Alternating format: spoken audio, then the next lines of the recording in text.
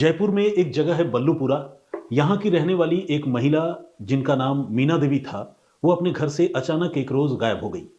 मीना देवी की उम्र तकरीबन 52 साल की थी और मेहनत मजदूरी करके अपना गुजर बसर किया करती थी।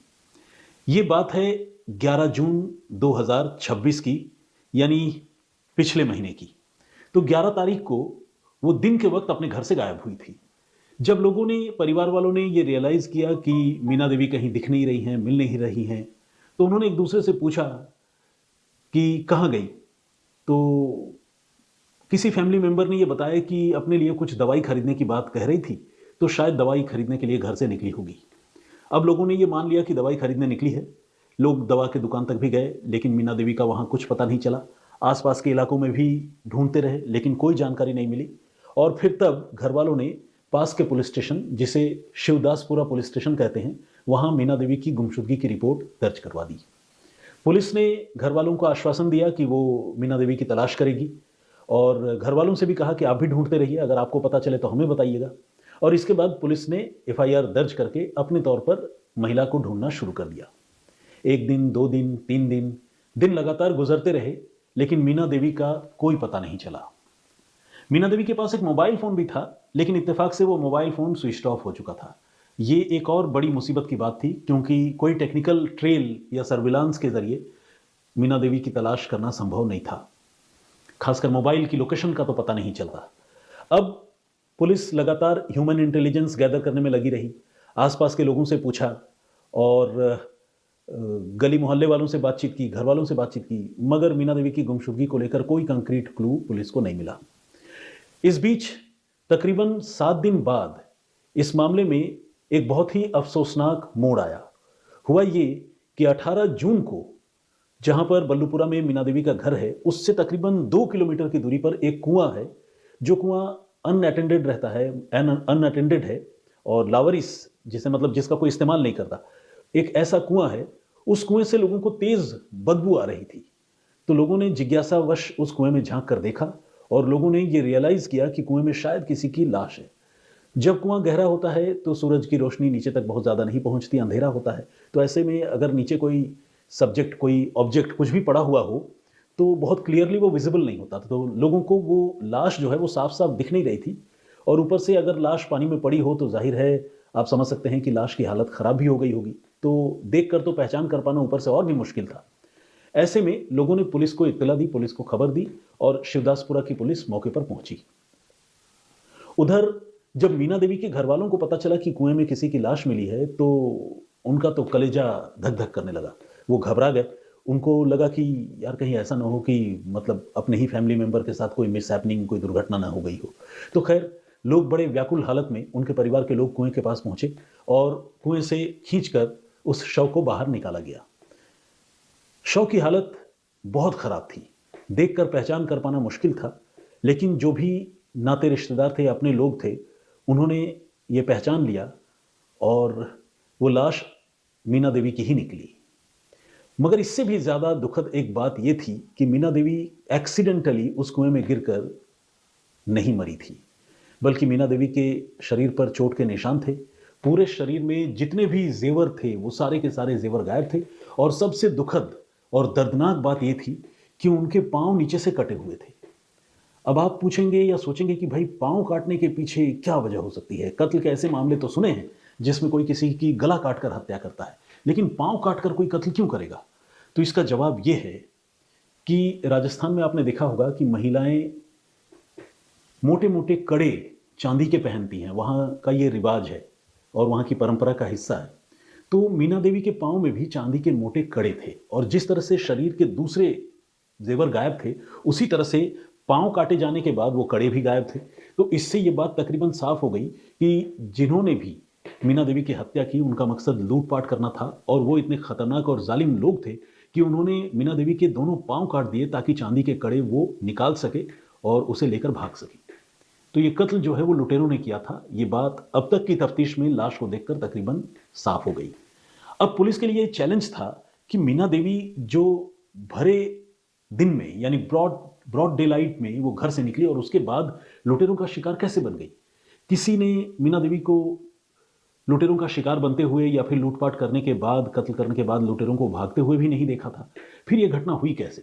पुलिस के लिए अब इस केस को सॉल्व करना एक नई चुनौती थी। अब तक तो पुलिस गुमशुदा मीना देवी को ढूंढ रही थी और अब पुलिस की तफ्तीश जो है वो मीना देवी के कातिल की तलाश में शुरू हुई। पुलिस नए सिरे से कत्ल के मामले की तफ्तीश करने लगी। इसी बीच पुलिस को कुछ खुफिया इनपुट मिले, कुछ जानकारी मिली। पुलिस को यह पता चला कि मीना देवी की हत्या में बावरिया गैंग के कुछ लोगों का हाथ हो सकता है। बावरिया गैंग बेसिकली ऐसे तो एक जनजाति से ताल्लुक इनका है, लेकिन बहुत सारे अपराधी या आपराधिक गिरोह के लोग जो उस इलाके में ऑपरेट करते हैं वो बावरिया गैंग के नाम से ऑपरेट करते हैं। और इस गैंग के लोगों का काम, खासकर जो अपराधी हैं, उनका काम लूटपाट करना है और वो बहुत ब्रूटल तरीके से, बहुत खतरनाक तरीके से किसी की भी जान लेते हैं और लूटपाट करते हैं। तो बावरिया गैंग पर जब शक हुआ तो पुलिस ने इसी गैंग के 5 लोगों को एक एक कर राउंड अप कर लिया, पकड़ लिया। और जब उन्हें पकड़ लिया तो राहत की बात यह रही कि उनके पास से पुलिस को मीना देवी का लूटा गया मोबाइल फोन भी मिल गया। जाहिर है पुलिस ये मानने लगी कि हाँ, इन्हीं 5 लोगों ने हत्या की है। इसके बाद पुलिस ने जब इन लोगों से पूछताछ शुरू की तो सभी 5 के 5 लोगों ने यह कबूल कर लिया कि हाँ, उन्होंने ही मीना देवी की हत्या की है और हत्या का मकसद लूटपाट ही था। अब एक तरह से देखा जाए तो जयपुर की पुलिस और शिवदासपुरा की पुलिस जो है वो निश्चिंत हो गई। अब अगर कुछ बाकी था तो वो ये था कि इस मामले की तफ्तीश करके एक चार्जशीट तैयार करना। इन 5 लोगों को गिरफ्तार कर ही लिया गया था, उनको जेल भेज देना। इनके पास से केस प्रॉपर्टी के तौर पर मीना देवी का मोबाइल फोन भी मिल गया था, तो उसे भी अदालत के सुपुर्द करना। तो एक तरह से देखा जाए तो अब यह मामला पुलिस की तफ्तीश में पूरी तरह से सुलझ चुका था। और खास बात यह थी कि जो कातिल थे वो भी अपना जुर्म कबूल कर रहे थे। लेकिन जो उस इलाके के सीनियर पुलिस ऑफिशियल्स हैं, जो डीएसपी हैं, उन्होंने ये तय किया कि एक बार ये जो आरोपी गिरफ्तार हुए हैं इनसे एक बार और पूछताछ की जाए और थोड़ा साइकोलॉजिकल ट्रीटमेंट करते हुए पूछताछ की जाए, सबसे अलग अलग पूछताछ की जाए, जिससे ये पता चले कि इन लोगों ने पूरे घटनाक्रम को अंजाम कैसे दिया। अब जो 5 लोग बावरिया गैंग के पुलिस के हत्थे चढ़े थे, उन 5 से पुलिस अधिकारियों ने अलग अलग मीना देवी के अपहरण और कत्ल की घटना के बारे में पूछना शुरू किया। 5 से पूछताछ शुरू हुई, आगे बढ़ी पूछताछ। तो पुलिस ये जानकर, ये सुनकर हैरान रह गई कि 5 लोग मीना देवी के कत्ल की अलग अलग कहानी सुना रहे थे। मतलब वो बता रहे थे कि किडनैप फलां जगह से किया, कत्ल ऐसे किया, मैंने नहीं मारा, उसने मारा, कोई कह रहा था मैंने मारा, किसी ने कहा लूटपाट तो मकसद नहीं था, किसी और वजह से किया था, लेकिन लूटपाट भी कर ली। कुल मिलाकर 5 लोगों के पास 5 अलग अलग किस्म की कहानी थी। अगर 5 लोगों ने मिलकर मीना देवी को किडनैप किया होता और हत्या की होती तो 5 अलग अलग किस्म की कहानियों का कोई सवाल ही नहीं पैदा होता। तो अब सवाल ये उठता है कि क्या ये 5 लोग झूठ बोल रहे थे? क्या ये 5 लोग जानबूझकर ये कबूल कर रहे थे कि उन्होंने मीना देवी की हत्या कर दी है, जबकि उन्होंने इस घटना को अंजाम नहीं दिया था? अब पुलिस को लगने लगा कि ये आरोपी जरूर झूठ बोल रहे हैं। अब पुलिस ने सभी आरोपियों से फिर से अलग अलग पूछताछ की और ये कहा कि भाई अगर झूठ बोल रहे हो तो क्यों बोल रहे हो और सच सच बताओ क्या है मामला। तो फिर 5 ने पुलिस की पूछताछ में यह कबूल किया फिर से कि वो वाकई झूठ बोल रहे थे, वो झूठ बोल रहे हैं। पुलिस ने पूछा भाई ऐसी क्या मुसीबत आन पड़ी, क्यों झूठ बोल रहे थे?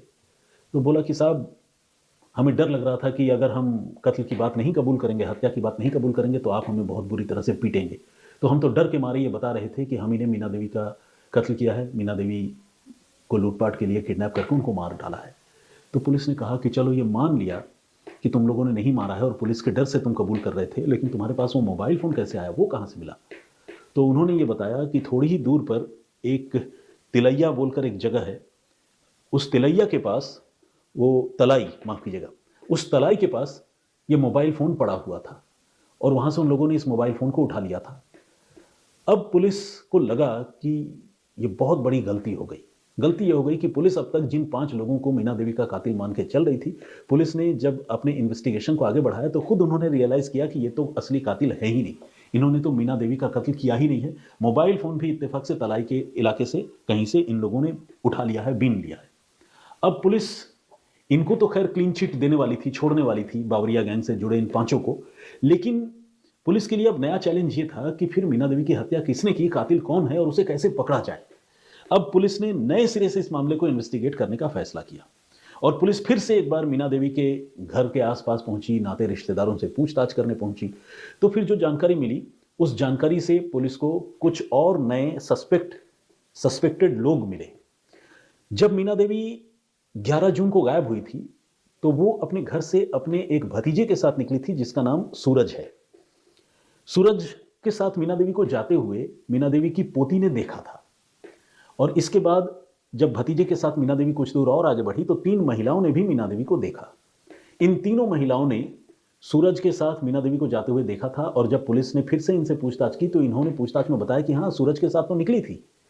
और पोती ने भी कहा कि हाँ, सूरज अंकल आए थे, उनके साथ मेरी दादी निकली थी। अब सूरज जो है वो शक के घेरे में आ चुका था। सूरज से पहले भी पूछताछ हुई थी, लेकिन सूरज ने पुलिस को ये बताया था कि हाँ, मैं अपनी ताई को लेकर निकला ज़रूर था।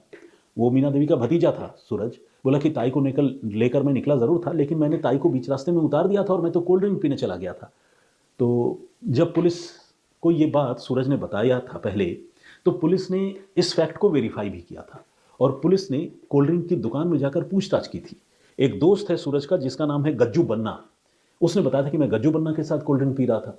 तो पुलिस ने गज्जू बन्ना को भी पकड़ा और उससे भी पूछताछ की, तो उसने भी कहा कि हाँ साहब, सूरज आया था और 11 जून को हम लोग यहाँ कोल्ड ड्रिंक पी रहे थे, उसके बाद सूरज चला गया। तो एक तरह से सूरज शक के घेरे में आया जरूर, क्योंकि सूरज को आखिरी बार उसके ताई के साथ देखा गया, लेकिन सूरज के पास अपने बेगुनाह होने की और ताई के कत्ल में शामिल नहीं होने की स्टोरी थी। और वो स्टोरी ये थी कि उसने ताई को बीच रास्ते पे उतार दिया था और अपने दोस्त के साथ कोल्ड ड्रिंक पीकर घर चला गया था। गवाही देने के लिए गज्जू बन्ना और कोल्ड ड्रिंक वाला दुकानदार, वो सारे लोग मौजूद थे जो बता रहे थे कि हाँ भाई, कोल्ड ड्रिंक तो खरीदने आया था और ये दोनों यहाँ खड़े होकर कोल्ड ड्रिंक भी पी रहे थे। तो इस तरह से सूरज को जब पहले पूछताछ हुई थी तो पुलिस की तरफ से क्लीन चिट मिल गई थी। इसके बाद लगातार सूरज भी परिवार के दूसरे लोगों के साथ मीना देवी को ढूंढने की कोशिश कर रहा था और पुलिस पर दबाव भी बना रहा था। लेकिन अब जब नए सिरे से तफ्तीश चालू हुई तो फिर से सूरज का नाम ही उभर कर सामने आया। अब पुलिस को सूरज पर एक बार फिर से शक होने लगा। पुलिस ने अब तय किया कि जिस तरह से बावरिया गैंग के लोगों से पुलिस ने पूछताछ की थी, उसी तरह से अब वो सूरज से भी पूछताछ करेगी। सूरज को थाने लाया गया, पूछताछ शुरू हुई और सूरज लगातार जो है अपनी उसी स्टोरी पर, कोल्ड ड्रिंक वाली स्टोरी पर, कि ताई को लेकर निकला जरूर था, बीच रास्ते में उन्हें छोड़ दिया था, कोल्ड ड्रिंक पीने चला गया था, इसके बाद ताई कहाँ चली गई मुझे नहीं पता, मैं ताई को लेकर कहीं मजदूरी के लिए जा रहा था। वही स्टोरी लगातार सूरज पहले दिन से अभी भी दोहरा रहा था, पकड़े जाने के बाद भी दोहरा रहा था। लेकिन सूरज अब शक के घेरे में था, तो ऐसे में पुलिस ने कहा कि ठीक है, अपना मोबाइल फोन दो। सूरज अब मोबाइल फोन देने के लिए तैयार नहीं था, थोड़ा सा हिचकिचा रहा था, जिद पे अड़ा था, लेकिन पुलिस ने सख्ती की और उससे उसका मोबाइल फोन ले लिया। इसके बाद जब पुलिस ने उसके मोबाइल फोन की सर्च हिस्ट्री देखी और खासकर साइबर फॉरेंसिक के एक्सपर्ट्स के जरिए मोबाइल फोन में क्या क्या सर्च हुआ है हाल के कुछ दिनों में, वो चीज़ देखी, तो एक ऐसी लाइन उस मोबाइल फोन में सूरज ने सर्च की थी जिसे पढ़ने के बाद पुलिस वालों का दिमाग घूम गया। सूरज ने लिखा था कि किसी की हत्या करके अगर लाश कुएं में फेंक दी जाए तो उस लाश को ऊपर आने में, पानी के ऊपर आने में कितना दिन लगता है। ये एक बड़ा ही अजीब, बहुत ही खतरनाक और वियर्ड सर्च था। कोई आदमी, कोई भी नॉर्मल ह्यूमन बीइंग जिसका जुर्म से कोई रिश्ता नहीं है, वो क्यों इस तरह की सर्च अपने मोबाइल में करेगा। और इत्तेफाक देखिए कि मीना देवी की लाश भी कुएं में ही मिली थी और तकरीबन 7 से 8 दिन बाद उनकी लाश कुएं के सतह पर आई थी, पानी की सतह पर आई थी। तो ये सर्च करना एक बहुत बड़ा क्लू इस मामले में सूरज के खिलाफ साबित हुआ। अब पुलिस ने सूरज पर पूरी तरह शिकंजा कस दिया और जब शिकंजा कसा तो न सिर्फ सूरज बल्कि सूरज के साथ साथ मीना देवी की लाश को ठिकाने लगाने के इल्जाम में विनोद बैरवा नाम का उसका साला भी गिरफ्तार हो गया, ब्रदर इन लॉ भी गिरफ्तार हो गया। इसी जीजा साले सूरज और विनोद की जोड़ी ने मिलकर मीना देवी की हत्या की थी। हत्या क्यों की थी? इरादा था लूटपाट करना। सूरज को यह पता था कि उसकी ताई के पास काफ़ी जेवर है, वो काफ़ी जेवर पहनती हैं, पैरों में चांदी के कड़े हैं और नाक में लूंग वगैरह है और तमाम जेवर वो पहनती हैं राजस्थानी पारंपरिक महिलाओं की तरह, पारंपरिक अंदाज में। तो वो लूटना चाहता था अपनी ताई को। इत्तेफाक से 11 जून को ही वो कत्ल के लिए अपनी ताई को लेकर घर से निकला था, लेकिन अब घर से किसी को हत्या करने के लिए लेकर जाएगा तो घर वाले तो देखेंगे। पोती ने देख लिया, इसके बाद गांव की 3 महिलाओं ने भी देख लिया। तब सूरज ने ये रियलाइज़ किया कि शायद अब अगर इसके आगे वो अपनी ताई को लेकर जाता है और कल को ताई की लाश मिलती है तो वो तो पकड़ा जाएगा। तो इसीलिए उसने अपनी ताई को बीच सड़क पर ही उतार दिया था और ताई उससे कहा कि आप अमुक खेत तक चलिए, फलां खेत तक चलिए, मैं कोल्ड ड्रिंक लेकर आता हूँ। इसके बाद वो कोल्ड ड्रिंक लेने चला गया। कोल्ड ड्रिंक लेने जाने के पीछे का मकसद ही ये था कि अपनी बेगुनाही के लिए वो एक स्टोरी खड़ी कर सके, एलिबी कहते हैं उसे इंग्लिश में, एक एलिबी तैयार कर सके। तो वो उसी स्टोरी को खड़ी करने के लिए, एक कहानी बनाने के लिए कोल्ड ड्रिंक लेने गया और न सिर्फ लेने गया, बाकायदा कोल्ड ड्रिंक खरीदी, अपनी एक दोस्त के साथ कोल्ड ड्रिंक पी, दुकान वाले से बातचीत की। उसके बाद फिर वहाँ से वो नदारद हो गया। नदारद होने के बाद वो फिर से अपने टारगेट यानी मीना देवी, अपनी ताई को मिला और सुनसान जगह पर ले जाकर पहले उनकी हत्या की और हत्या करने के बाद अपने साले विनोद को बुलाया और उसके साथ मिलकर लाश को ठिकाने लगा दिया। एक सुनसान कुएं में ले जाकर लाश फेंक दी, पत्थरों से उसके शव को बांधा और फिर हत्या करके कड़े बड़े निकाल के अपने ताई की लाश कुएं में फेंक दी। मगर पुलिस की तफ्तीश में यह भेद खुल गया और भेद खुलने की सबसे बड़ी वजह यह बनी कि कुएं से लाश कितने दिन में ऊपर आती है ये सर्च करना। इस पूरी इन्वेस्टिगेशन पर और पुलिस के इस वर्क पर आपका पॉइंट ऑफ व्यू क्या है? कातिल के बारे में आप क्या सोचते हैं? प्लीज़ हमें कमेंट करके ज़रूर बताइएगा।